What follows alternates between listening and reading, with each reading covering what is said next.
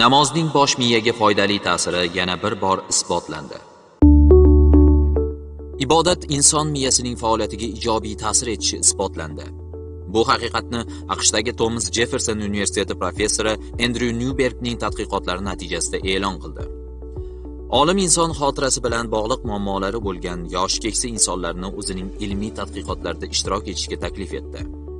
8 hafta davomida har kuni tadqiqot ishtirokchilari ibodat qilishdi. Professor Newberg esa ularning miyasini MRT uskunasi yordamida o'rganib bordi. Namoz o'qish davomida inson miyasi o'zgacha tarzda ishlay boshlagan. Ibodat vaqtida inson miyasining so'zlashi uchun mo'ljallangan peshona qismining faollashuvi kuzatilgan. Namoz vaqtida miyaning faol mashg'ulotga kirishish jarayoni yuz beradi va neyron bog'lanishlarning soni ortadi.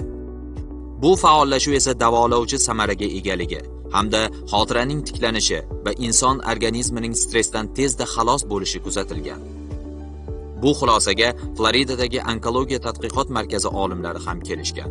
Shifokorlar ibodatgo'y insonning organizmi kasalliklarni oson yengishi va tibbiy muolajadan keyin yaxshiroq tiklanishini aniqlashgan.